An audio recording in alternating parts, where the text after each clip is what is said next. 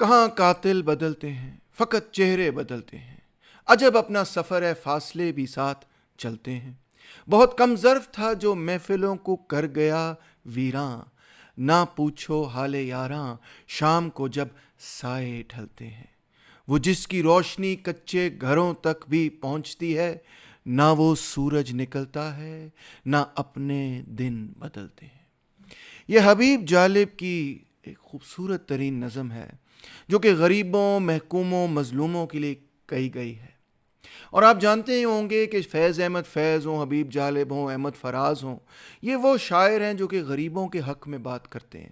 اور غریب اور امیر میں فرق تو آپ بھی جانتے ہی ہوں گے کہ کیا ہے، مگر یہ شاید آپ نہیں جانتے ہوں گے کہ جس نقطہ نظر کی ان شاعروں نے حمایت کی وہ سوشلزم ہے، وہ کمیونزم ہے، وہ مارکسزم ہے۔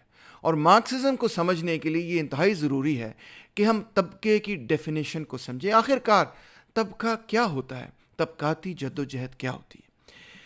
لینن لکھتے ہیں اپنی کتاب میں کہ classes are large groups of people differing from each other by the place they occupy in a historically determined system of social production سانس لے لوں by their relation in most cases fixed and formulated by law to the means of production سانس لے لوں by their role in the social organization of labor and consequently by their dimension of the share of social wealth of which they dispose and their mode of acquiring it۔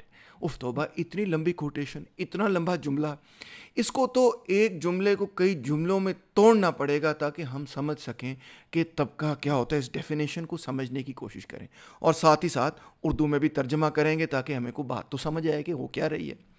تو آئیے جی شروع کرتے ہیں کہ 7 مختلف چیزوں کو لینن نے اس ڈیفینیشن میں بیان کیا۔ سب سے پہلے تو اس نے یہ بات کہی کہ classes are large groups of people, یعنی اگر 5، 10 یا 100، 200 لوگ بھی کوئی ایک پوزیشن آکیوپائی کریں تو وہ طبقہ نہیں بنتا۔ طبقہ تبھی بنتا ہے جب ہم لاکھوں اور کروڑوں لوگوں کی بات کر رہے ہیں۔ یہ تو کوئی مشکل بات نہیں سمجھنی، آسان بات ہے کہ پہلی بات تو یہ ہوگی کہ چند لوگوں کو کلاس نہیں کہا جا سکتا۔ کلاس جو ہے، طبقہ جو ہے، اس میں بہت سارے لوگ شامل ہوتے ہیں، لاکھوں لوگ شامل ہوتے ہیں، کروڑوں لوگ بھی شامل ہو سکتے ہیں۔ دوسری بات یہ ہوئی کہ یہ ہسٹوریکلی ڈٹرمنڈ ہے، تاریخی اعتبار سے طے کی گئی ہے یہ چیز۔ مثال کے طور پہ اگر میں کھاتا پیتا بابو ہوں اور میں 1-2 روز کے لیے، ہفتے 2 ہفتے کے لیے، مہینے کے لیے بھی، یا چلے 1 سال کے لیے بھی میں اگر غریبوں کی زندگی اڈاپٹ کر لوں تو کیا میرا طبقہ تبدیل ہو جائے گا؟ لینن کہا کہ ہرگز نہیں، کیونکہ تاریخی اعتبار سے دیکھنا ہے نا ہم نے چیزوں کو۔ یہ تو نہیں دیکھنا کہ 4 دن کوئی بندہ جو ہے وہ اس فٹ پاتھ پہ بیٹھ گیا تو ہم یہ کہیں کہ ان 4 دن کے لیے مزدور تھا، نو۔ سو دوسری بات ہمیں یہ سمجھ آئی کہ یہ ہسٹوریکلی ڈٹرمنڈ چیز ہے۔ اس چیز کو پیدا ہوتے ہوئے کئی صدیاں گزر جاتی ہیں، کئی دہائیاں نہیں، کئی صدیاں لگ جاتی ہیں۔ مزدور طبقہ جو ہے وہ سینچریز کے اوپر پیدا ہوتا ہے، ایون کیپٹلسٹ کلاس جو ہے اس کو پیدا ہوتے ہوتے سینچریز لگ جاتی ہیں۔ اب تیسری بات پہ آتے ہیں کہ ان کی کوئی پلیس ہے ان دی اکنامک سسٹم، معاشی نظام۔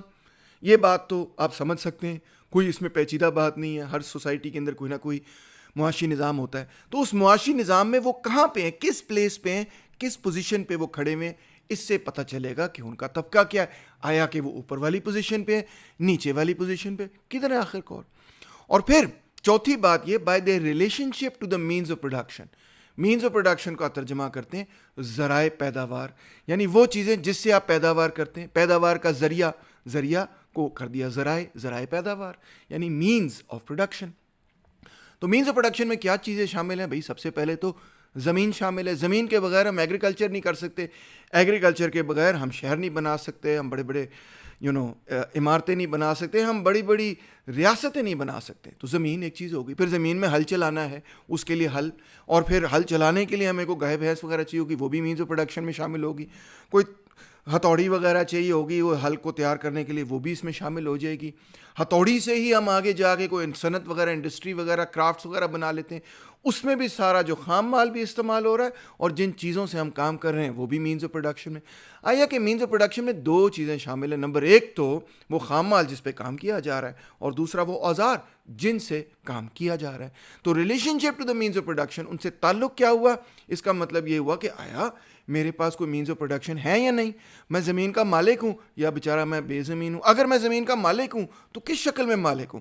ہو سکتا ہے کہ میں قبائلی سردار ہوں اور زمین جو ہے وہ قبیلے کی زمین ہے، تو اس کیس میں صورتحال اور ہے، کیونکہ وہ میری نجی ملکیت نہیں، وہ قبیلے کی زمین ہے، مگر میں قبیلے کا سردار ہوں، اس لیے میں اس کو ڈٹرمن کرتا ہوں، مگر قبیلے کے جو طے شدہ اصول ہیں اس کے اندر مجھے رہنا پڑے گا۔ یا پھر ہو سکتا ہے کہ میں نجی مالک ہوں اس زمین کا، میری ہی وہ زمین ہے، میں اس کے ساتھ جو مرضی کروں، مجھے کوئی ضرورت نہیں کہ میں قبیلے سے پوچھوں یا قبیلے سے شیئر کروں، وہ پیور میری پرائیویٹ پراپرٹی ہے۔ تو اس طرح ملکیت کی بھی کئی شکلیں ہو سکتی ہیں۔ ذرائع پیداوار پر کس قسم کی ملکیت ہے، اس کی بھی کئی شکلیں ہو سکتی ہیں۔ تو جس قسم کی ملکیت ہے اور جتنی ملکیت ہے، اسی سے پتہ چلے گا کہ اس کا طبقہ کیا ہے۔ آیا کہ آپ مجبور ہیں کہ آپ اپنی قوت محنت بیچیں یا آپ جو ہیں دوسروں کی قوت محنت خریدتے ہیں، اس سے پتہ چلتا ہے کہ طبقہ کون سا ہے۔ تو role in the social organization of labour, اوئے ہوئے ہوئے، یہ تو بہت ہی مشکل ترجمہ ہوگا۔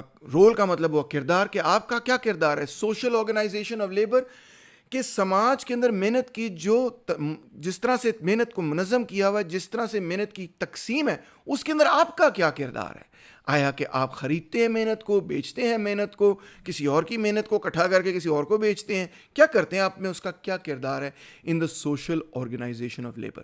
سوشل آرگنائزیشن آف لیبر تو ہر سوسائٹی کے اندر ہوگی، کیونکہ ہر سوسائٹی نے کسی نہ کسی طرح لیبر کو آرگنائز کرنا ہے، اور لیبر انڈیویجول لیبر تو نہیں، ہم نے سب نے مل کر کام کر کے سوسائٹی ہم بناتے ہیں، تو اس لیے وہ سوشل ہے۔ تو اس کے اندر آپ کا کیا کردار ہے، آپ کام کرتے ہیں، محنت کرتے ہیں، مشقت کرتے ہیں، یا دوسروں کی مشقت پہ موج میلہ کرتے ہیں، اس سے پتہ چلے گا کہ آپ کا طبقہ کیا ہے۔ پھر اس کے بعد your mode of acquiring wealth, آپ کے پاس جو دولت آتی ہے وہ کس طرح سے آتی ہے، کیا طریقہ کار ہے جس سے وہ دولت جو ہے آپ کے پاس آ جاتی ہے۔ اس میں یہ چیز شامل ہے کہ آپ سرمایہ دار ہیں یا آپ جاگیردار ہیں یا آپ بیچارے مزارے ہیں یا مزدور ہیں یا کوئی مڈل کلاس کے بندے، کیا آپ کا رول ہے اور کس طرح سے آپ سوشل ویلتھ جو ہے اس کو ایکوائر کرتے ہیں۔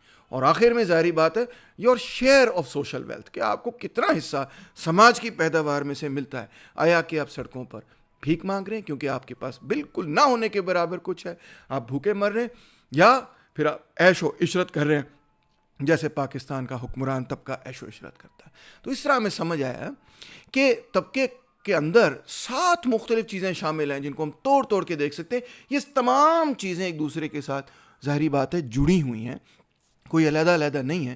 جو آپ کا موڈ آف ایکوائرنگ ویلتھ ہوگا اتنا ہی آپ کو شیئر ملے گا ویلتھ کا، ٹھیک ہے نا۔ جو آپ کا رول ہوگا سوشل آرگنائزیشن آف لیبر میں، اسی کے حساب سے آپ ریلیشنز اور مینز آف پروڈکشن کے ساتھ بھی آپ کا تعلق جڑے گا۔ تو اس طرح جناب عالی ہمیں سمجھ آئی کہ طبقہ کیا ہوتا ہے، اور پھر آپ کو یہ بھی سمجھ آئی کہ جو ہم لیفٹ کے لوگ ہیں، بائیں بازو کے لوگ ہیں، جب ہم کہتے ہیں دنیا بھر کے محنت کشو ایک ہو جاؤ، جب ہم کہتے ہیں کہ ہم غریبوں کی سیاست کر رہے ہیں، تو اس سے ہماری معنی کیا ہے؟ اس سے ہمارے معنی یہ نہیں ہے کہ ہم خود غریب ہو جانا چاہتے ہیں، بلکہ اس سے ہمارا مطلب یہ ہے کہ ہم یہ جو نظام ہے جس کے اندر ایک طرف وہ لوگ ہیں جو اپنی محنت سے پیسے کماتے ہیں، دولت کماتے ہیں، دولت کیا کماتے ہیں، بس روزی روٹی کماتے ہیں، اور دوسری طرف وہ لوگ ہیں جو دوسروں کی محنت خرید کر دولت کماتے ہیں۔ ان دونوں میں بہت بڑا فرق ہے۔ یہ دیکھیں جی، آخر میں آپ کے سامنے رپورٹ پیش کر رہا ہوں کہ چلڈرن بورن ان انکم پور فیملیز ان پاکستان 2010 سے 11 کے سالوں میں are less likely than those born in the year 94-95 to break their poverty trap and move to the middle class category۔ بڑی شاکنگ قسم کی بات ہے کہ اگر آپ 94-95 میں پیدا ہوتے ہیں غریب خاندان میں، تو پھر بھی آپ کے پاس کوئی نہ کوئی چانس تھا کہ آپ مڈل کلاس بن جائیں، مگر جو لوگ 2010 کے اندر غریب خاندان میں پیدا ہوئے ہیں ان کے وہ مواقع کہ وہ مڈل کلاس کے لوگ بن جائیں، غربت کی سطح سے نکل جائیں، وہ پہلے سے بھی کم ہے۔ میرے دوستوں، میرے پیاروں، اسی کو چینج کرنا ہے۔ یہ ہے سرمایہ داری نظام۔ اس سرمایہ داری نظام کو مساوات پر مبنی ایک نیا نظام لے کر آنا ہے۔ سرمایہ داری نظام کو توڑنا ہے، مساوات پر مبنی ایک نئے نظام کو لے کر آنا ہے، اور اس کا نام ہے socialism. Thank you so much.